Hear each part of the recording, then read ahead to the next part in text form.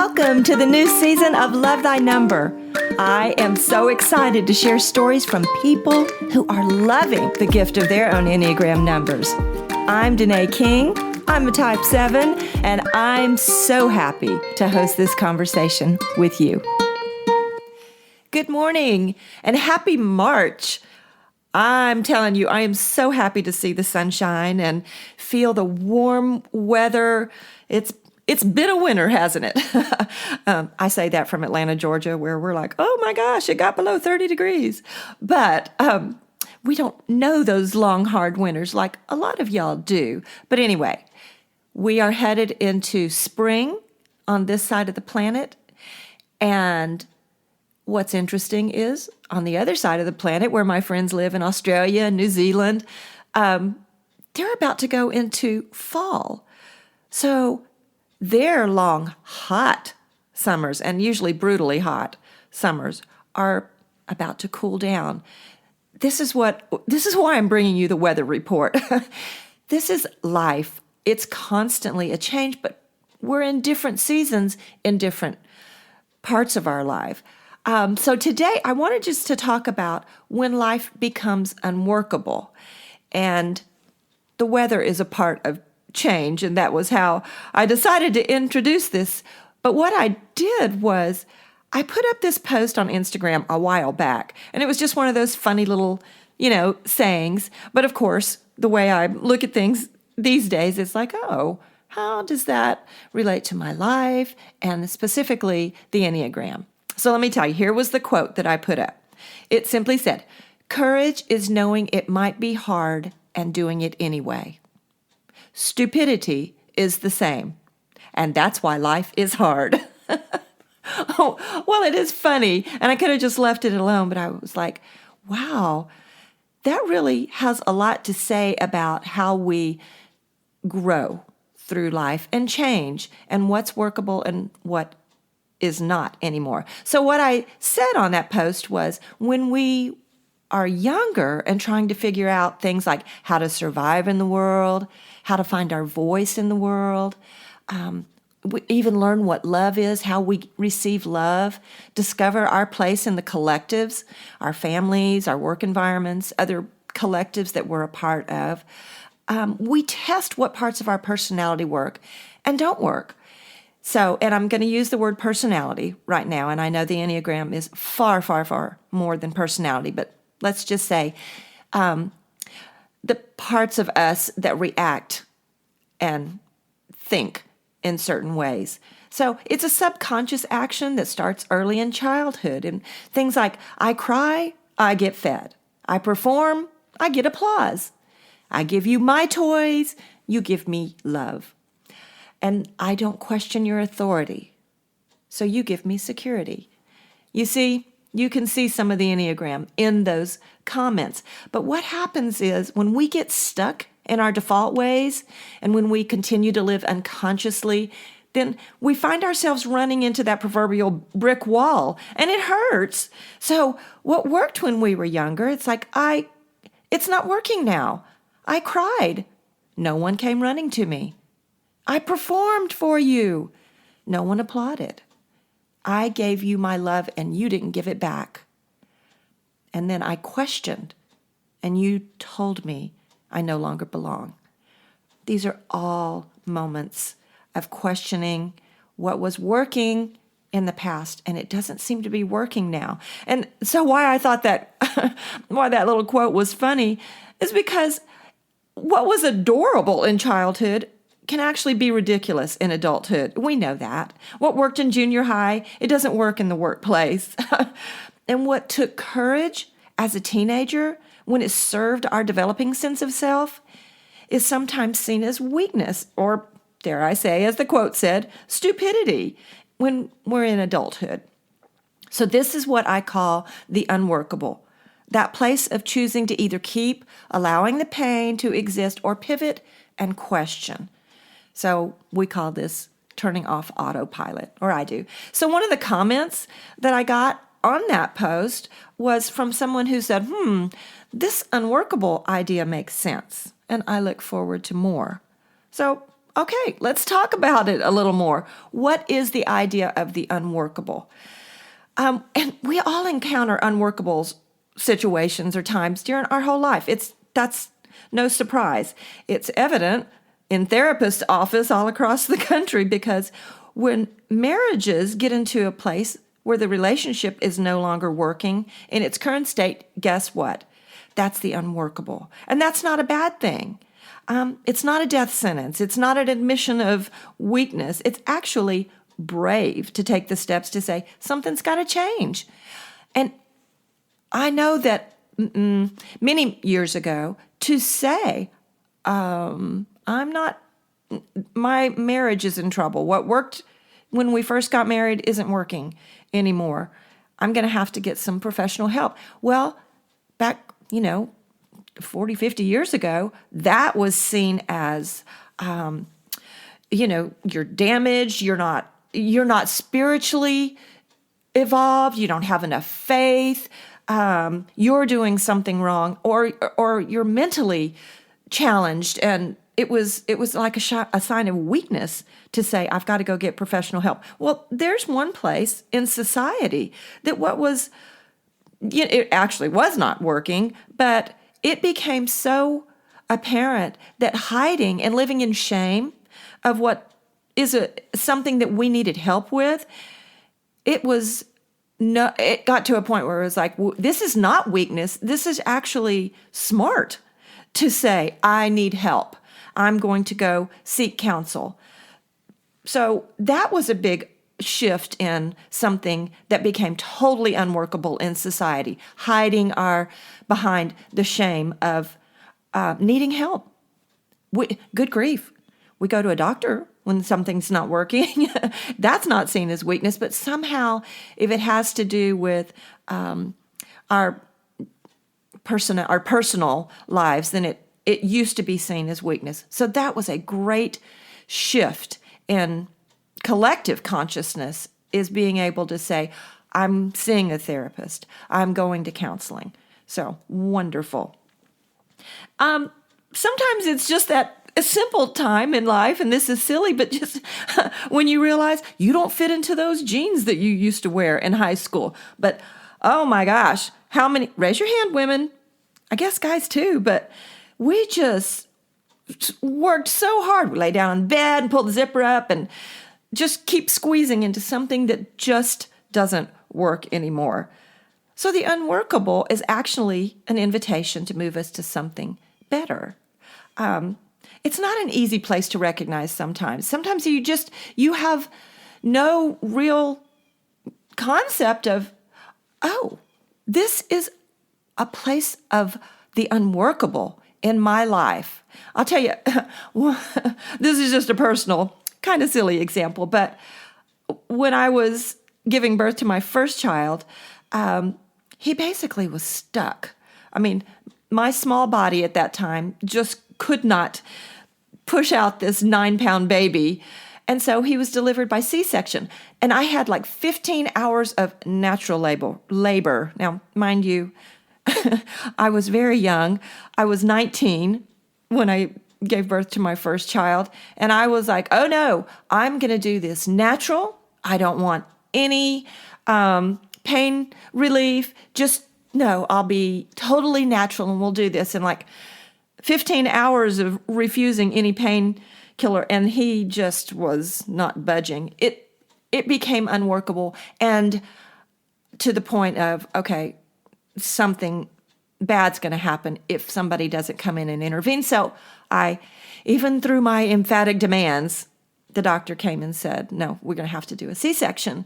It was not working anymore. So, yep, I had to forego what I was holding on to as the way it was absolutely going to be, because it was not. So, have you ever just stopped and asked yourself, am I basically still just trying to squeeze into those jeans and force myself to keep living a way that did not work? Or in a work environment, I'm stuck in this job, I have to stay here. Like, I know my husband has talked about, like people from 2 generations before, when the idea was you get a job, you stay in that job, you work it until retirement, and you don't complain. You just do it. Well, that did not lead to a lot of joy and happiness in a lot of people's lives, and it led to a very uncomfortable, dissatisfied, joyless, just existence. Some people loved it, but it didn't work for everybody. So are you in a work environment that is no longer serving your needs? Are you in a belief system that you no longer believe in? Or is it a friendship that you just keep trying to make work? It's like you were friends in junior high and high school, and you think, well, we should be best friends forever. And it's not working out that way because you both perhaps are growing in different directions. Maybe your belief system has changed and the other one has not. Or your career paths don't match up at all, or one of you has had children and the other hasn't, and so you don't connect on that. But you keep trying to make that friendship work or that relationship work when it's time to say, it served me for a purpose, and it was wonderful through the things that I learned through that work environment, through that friendship, through that belief system, but it's not working anymore. It's at the unworkable. So, I'm going to go kind of into another direction here, and I'm definitely going to have to read some of my notes because we're going to shift into science and the Enneagram. And I know that I've mentioned this before. One of the books that I just absolutely love, it's on my top list of top 3, but it's like a textbook, and it's called Essential Wholeness. So you're not going to find it on the list of, like, when people say, what's a good beginner book for learning about the Enneagram? This is not a primer, whatever you call it. So it's actually, it's got so much to it. It's not a read through, it's a study. But the subtitle of the book, Essential Wholeness, is Integral Psychotherapy, Spiritual Awakening, and the Enneagram. So if you're not familiar with the subjects of integral theory or spiral dynamics, you might wonder what he's talking about. But again, it's such a great study. So for this podcast and this application, I'm just going to go to this section where the author, Eric Lyleson, it's called Mapping the Birth Process onto the Enneagram Developmental Cycle. So, okay, hold on, because this is deep stuff, but it's fascinating. So he maps the stages from life in the womb to infancy.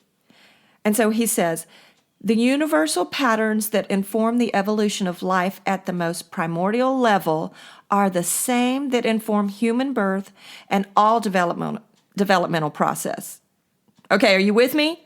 Stay with me, because I love science. I love the Enneagram and nature, and seeing what is the nature of nature, how it shows up in our life cycles. So just let me share some of this with you. I think you'll find it fascinating.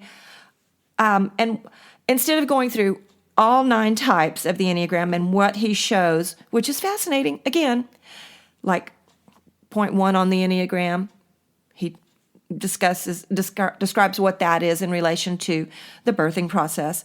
But I'm going to start with phase 9. So what he says when he starts out with phase 9, he describes that as homeostasis, okay? So the emphasis at this point of development, which is when the fetus is between 30 and 36 weeks old, is on maintaining harmony within the parameters of the current system, which allows the momentum of development to be sufficiently nurtured.